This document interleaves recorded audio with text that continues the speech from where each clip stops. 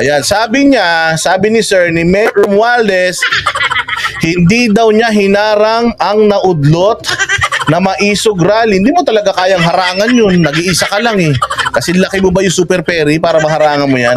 Hindi daw niya hinarang. Wow. Tangina, sobrang sinungaling naman natin, sir. Alam mo, siguro may intindihan ko kung nagsisinungaling ka. Oo, hindi namin alam na nagsisinungaling ka. Pero hindi naman kami mga tanga katulad nyo. Hindi kami kasing bobo ng mga constituents mo. Hindi kami kasing na binoto ka pa rin kahit incompetent kayo. Hindi kami kasing tanga ng mga supporters ng administrasyon na putain na parang mga zombie. Sinong maniniwala? Sinong abnormal? Oh, hello, testing. Kanina pa ako higher amount. Oh, talaga ba? Pagka-higher, ayaw. Tarantado to YouTube ah. Subukan mo kasi 100. Lagay mo, 100. Pag 100 dyan, pag tatlong digits na magkakadikit yan, gumagana yan. Pwede ba yun, Paytots? Oh, so eto mga bossing, sobrang sinungaling talaga ng mga to. Oo, kumantakin mo sa sobrang sinungaling ng mga to, sabi nila malapit na yung 20 pesos na kilo ng bigas. Sabi nila nalalapit na tayo sa bagong Pilipinas. Sabi nila napakaganda raw ng Pilipinas. Sabi nila wala daw nagawa si PRRD sa Tacloban. Ang dami pa nilang sinasabi, buwis na yan. Oo, pero nung presidente si PRRD, puta itong mga to, minsan ka napagkakamalan na daw ng mga mukha ng pisngi ng mukha niya, yung mga mukha nito parang pisngi na ng puwet ni PRRD.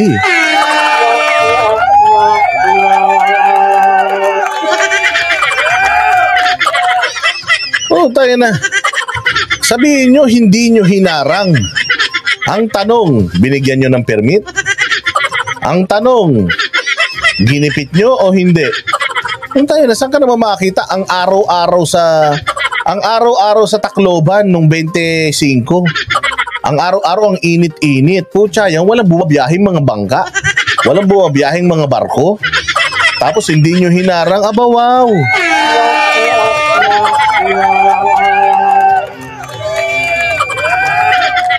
Maloloko nyo siguro yung tanga na katulad nyo. Pero kami, hindi kami maloloko. Diyos ko po, o pakinggan ninyo itong sasabihin nito.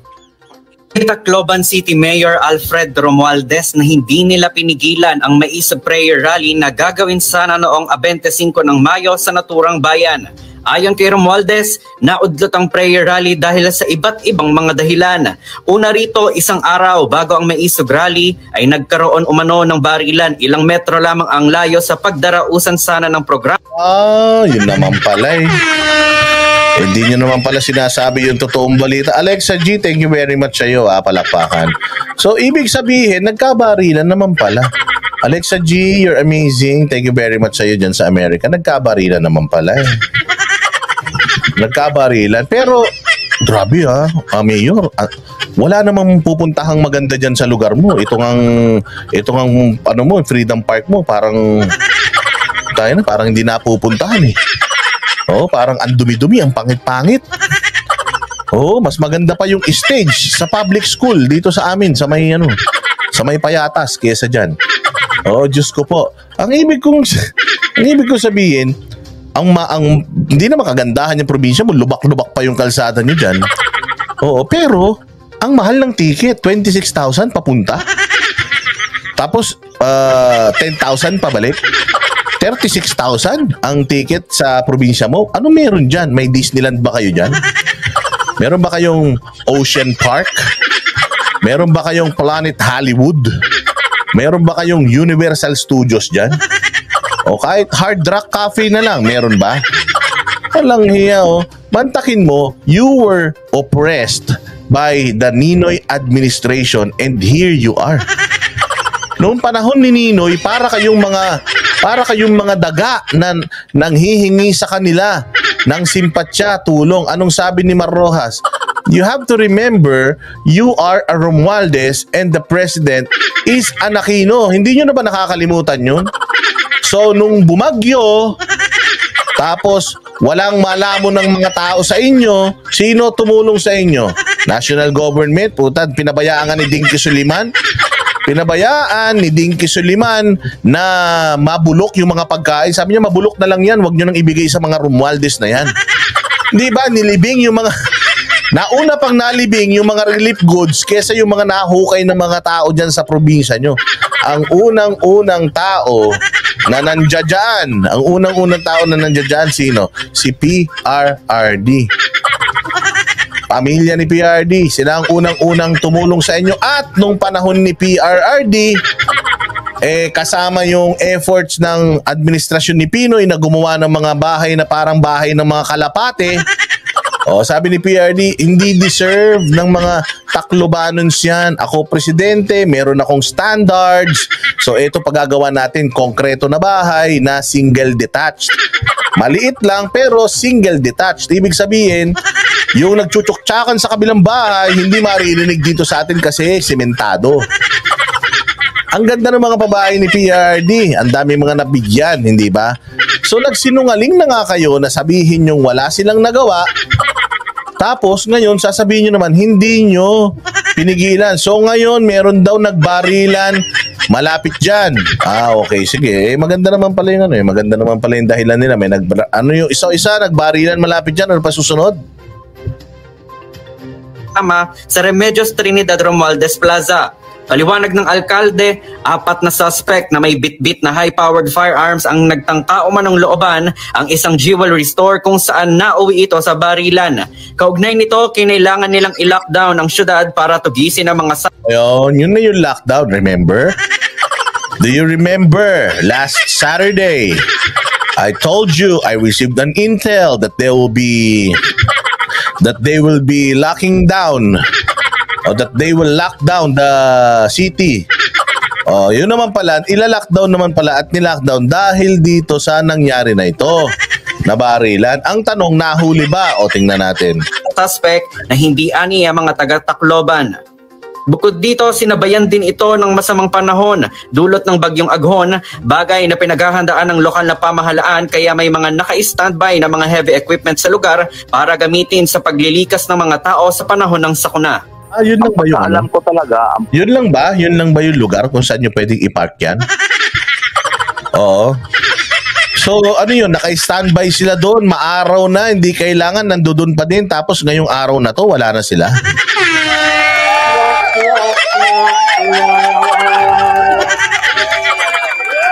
Sobrang sinungaling, no? Grabe. Sobrang sinungaling. Sige, play.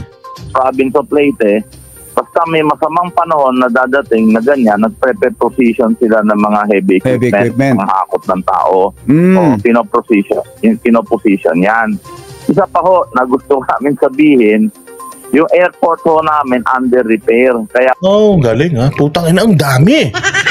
Mantakin mo, nagkataon lahat yan. What a coincidence.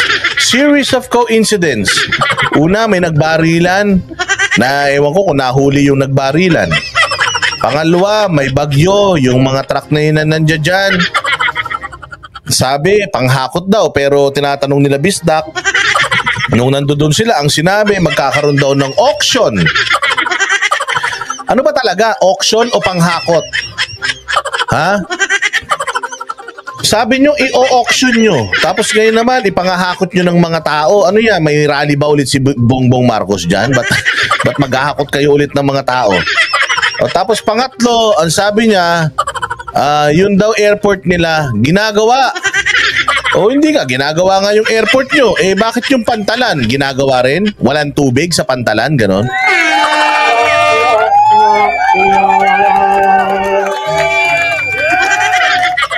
Hindi ba? Sige.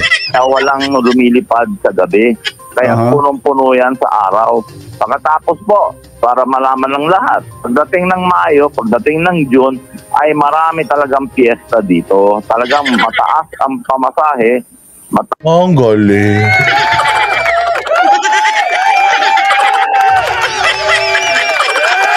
So mataas ang pamasahe dahil maraming piyesta sa kanila. Wow, palakpakan.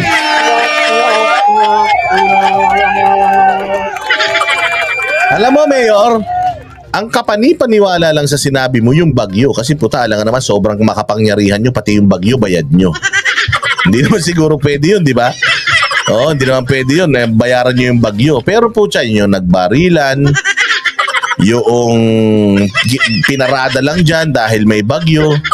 Tapos yung airport ginagawa. Tapos kaya mahal ang pamasahe kasi maraming piyesta. Oh, ng putya.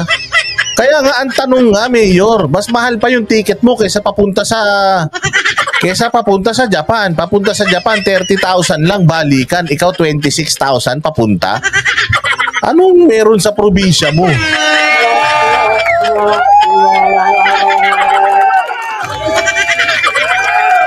Alam mo Mayor ito meron kaming isang punta ng Davao nang bumili ako ng ticket mga alas 12 ng tanghali, ang flight ko alas 7 ng gabi. Bumili ko ng ticket kasi nga kailangan namin magpunta ng Davao. So ilang oras lang yung pagitan. Sobrang rush na yun. Ang ticket ko 17,000 Davao balikan, 17,000. 17,000. Mantakin mo yung sa inyo 26,000 papunta pa lang. Anak ng tinapay na yan.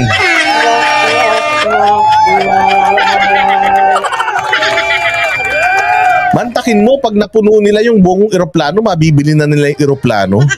Ganun kamahal yung pamasahe mo. Tragis. Hindi yung Hong Kong, laging mura sa Hong Kong. Laging mura ang pamasahe dyan. Ay, Taas talagang pamasahe at mahirap makabook ng flight. Matatandaang sa isang open letter, humingi ng paumanhin si dating Pangulong Rodrigo Duterte sa mga taga-suporta nito sa Tacloban dahil sa kanselasyon ng programa dulot ng masamang panahon. Pero bukod dito, sinabi rin ni Duterte na inilagay umano ang mga heavy equipment sa lugar para harangin at pigilan ang maisog rally. Which is true. Di naman tanga tao eh. Di kami kasing tanga nyo, Mayor.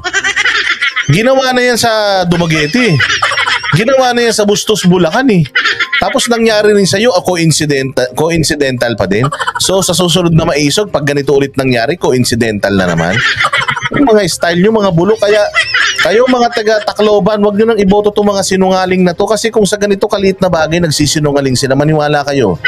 Yung mga pondo ng gobyerno nyo, kita nyo yung probinsya nyo. Tinan nyo yung Freedom Park nyo, nanlilimahid. Hutay na yan. Ang dumi-dumi. Alam nyo, Mayor, kung pinayagan nyo lang sana, kung pinayagan nyo maisog na magpunta rito, kasi ang kasama ng maisog, yung mga Kingdom Nation eh. May mga Kingdom Nation dyan. Kung pinayagan nyo sana yung maisog, yung Kingdom Nation, alam nyo pag alis nila, baka iba na kulay nung stage nyo. Habang nagrarally ang maisog, habang nagdadasal sila, magugulat kayo, baka pinipinturahan nila yung stage nyo sa sobrang pangit. Pag alis nila, pag tingin nyo, ang linis na, baka yung tiles nyo, ay yung ano nyo, yung semento ron, baka naka-tiles na.